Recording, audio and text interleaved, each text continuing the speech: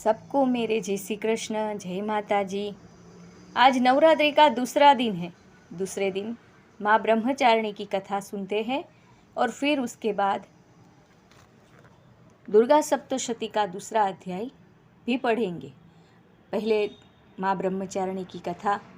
माँ दुर्गा जी की 9 शक्तियों का दूसरा स्वरूप ब्रह्मचारिणी का है। यह ब्रह्म शब्द का अर्थ तपस्या है।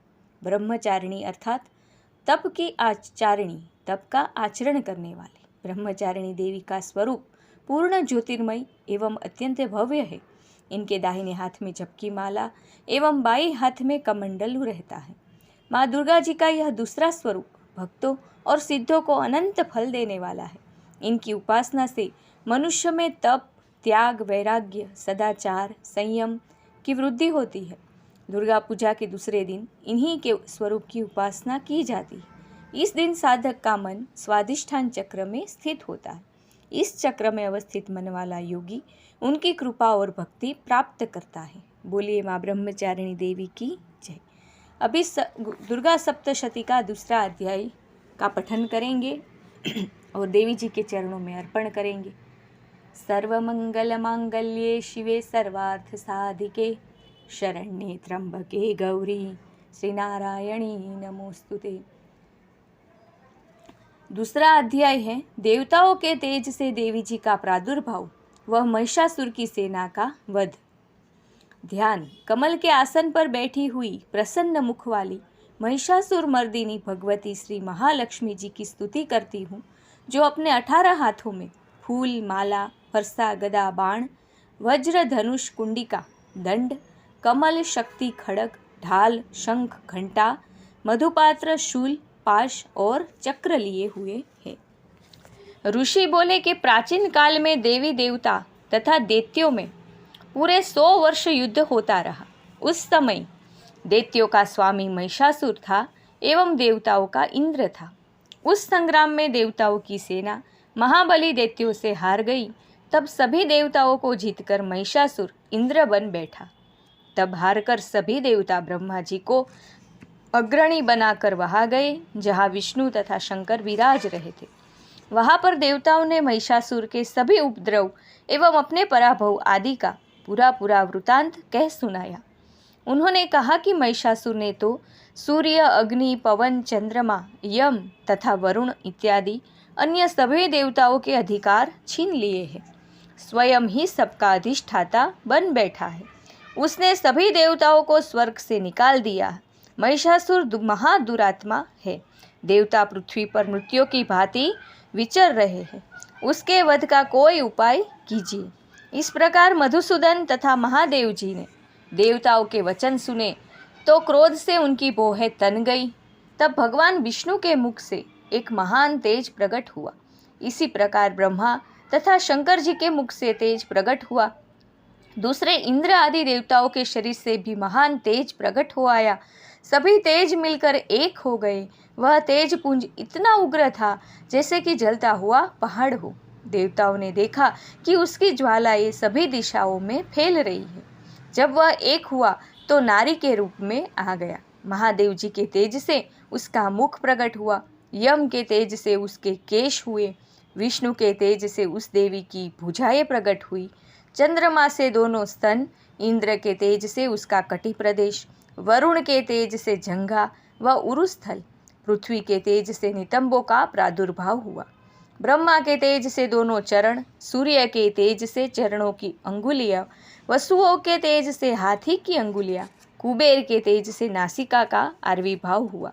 उसके दांत प्रजापति के तेज से प्रकट हुए। अग्नि के तेज से 3 नेत्र हुए। संध्याओं के तेज से दोनों भौहें, वायु के तेज से दोनों कान उत्पन्न हुए। इसी प्रकार समस्त देवताओं के तेज द्वारा भगवती का प्रादुर्भाव हुआ। बोलो भगवती मात की जय। इसी प्रकार सभी देवताओं के तेज पुंज से प्रकट हुई देवी जी को देखकर महिषासुर से पीड़ित समस्त देवता प्रसन्न हुए। महादेव ने देवी को अपने त्रिशूल से शूल निकालकर दे दिया।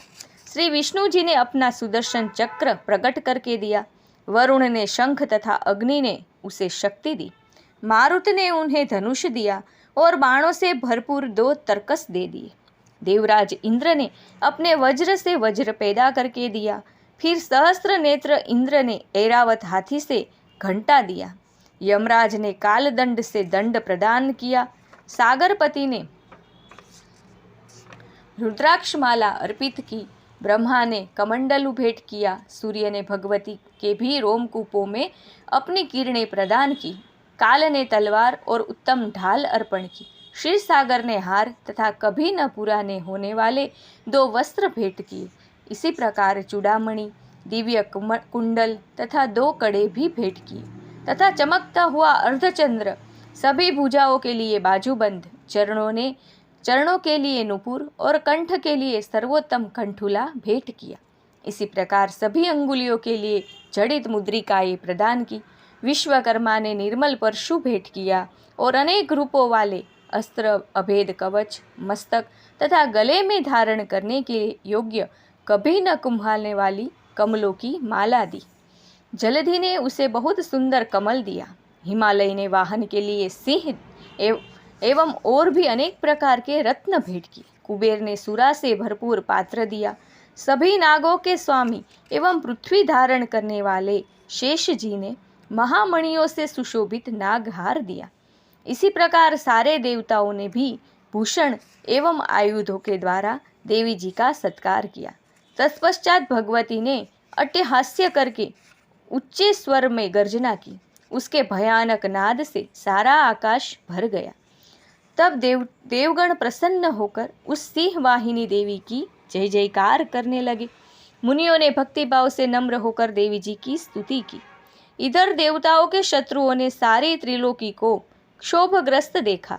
तब तो वे अपनी सारी सेना को कवच आदि से तैयार कराकर अस्त्र शस्त्र लेकर झट उठ खड़े हुए। महिषासुर क्रोध में आकर बोला, अरे यह क्या हो रहा है? इतना कहकर सभी दैत्यों के साथ घिरकर उस सिंहनाद की ओर भागा। वहां जाकर उसने तीनों लोकों को अपने तेज से प्रकाशित करती हुई देवी जी को देखा। उस देवी के चरणों के भार से पृथ्वी दबी जा रही थी। माथे के किरीट यानी मुकुट से आकाश पर रेखाएं पड़ती जा रही थी। उसके धनुष के टंकार से 7 पाताल क्षोभग्रस्त थे और हजारों भुजाओं से भी सभी दिशाओं को ढककर देवी खड़ी हुई थी। देवी जी के साथ उन दैत्यों का युद्ध आरंभ हो गया। नाना प्रकार के अस्त्र शस्त्रों के प्रहार से 10 दिशाएं भर गई। महिषासुर का सेनापति उस समय चिक्षुर नाम का एक महान दैत्य था। देवी जी के साथ उसी का युद्ध होने लगा। इसी प्रकार अन्य दैत्यों को तथा चतुरंगिणी सेना को साथ लेकर चामर भी युद्ध करने लगा। 60,000 रथियों को साथ लेकर उदग्र महादैत्य भी युद्ध में प्रवृत्त हो गया। महाहनु दैत्य 5 करोड़ रथियों के साथ युद्ध में आ गया। 60 लाख रथियों से आवृत वाष्कल दैत्य युद्ध में उतर पड़ा। पारिवारित दैत्य हाथी एवं घोड़ों के अनेकों सवारों के समूह से घेरा हुआ रथियों को साथ लेकर देवी जी के साथ युद्ध करने लगा। उस रणांगन में स्वयं महिषासुर भी रथों, हाथियों एवं अश्वों की सेनाओं से घिरा खड़ा था। तोमर, भिंदीपाल, शक्ति, मुसल, परशु, पटिश, खंग आदि अस्त्रों से युद्ध में देवी जी के साथ युद्ध करने लगे। कुछ दैत्यों ने देवी जी पर शक्तियाँ छोड़ी एवं दूसरों ने पाश फेंके। तब चंडिका देवी ने अस्त्र शस्त्रों की वर्षा करके उन्हें तोड़ डाला। इधर देवी जी का वाहन सिंह भी क्रोध में आ गया। अपने गर्दन के बाल हिलाता हुआ दैत्यों की सेना में इस प्रकार घूमने लगा जैसे कि वन में अग्नि फैलती जा रही हो। उस युद्ध भूमि में युद्ध करती हुई अंबिका ने जितने श्वास छोड़े वे ही झटपट सैकड़ों हजारों गणों के रूप में परिणित हो गए। प्रकट होकर उन गणों ने खंग, भिंदीपाल, परशु, पटिश आदि शस्त्रों से युद्ध प्रारंभ कर दिया। देवी जी की शक्ति से वृद्धि पाकर वे गण दैत्यों का नाश करने लगे। साथ में दूसरे गण नगाड़े, शंख आदि बजाने लगे। महती प्रसन्नता देने वाले उस युद्ध रूप उत्साह में कुछ एक ने मृदंग बजाए। तब देवी जी ने त्रिशूल, गदा और शक्तियों की वर्षा से तलवार आदि शस्त्रों से सैकड़ों महान असुर मार डाले और दूसरे कितने ही दैत्यों को घंटा के भयप्रद नाद से मूर्छित करके मारकर गिरा दिया।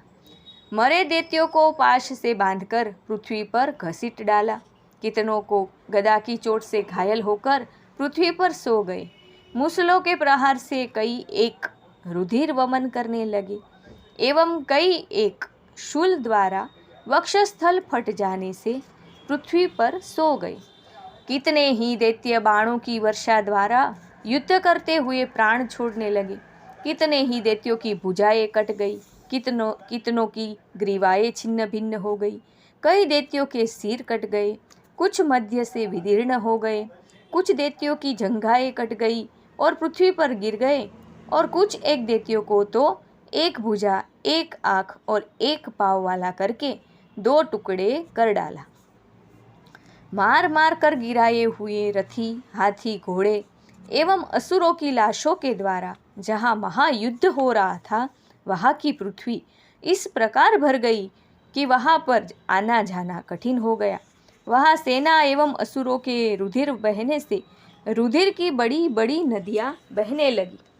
जगदम्बा जी ने एक क्षण में ही दैत्यों की महती सेना का इस प्रकार नाश कर दिया जैसे कि लकड़ियों के बड़े ढेर को अग्नि जला देती हो।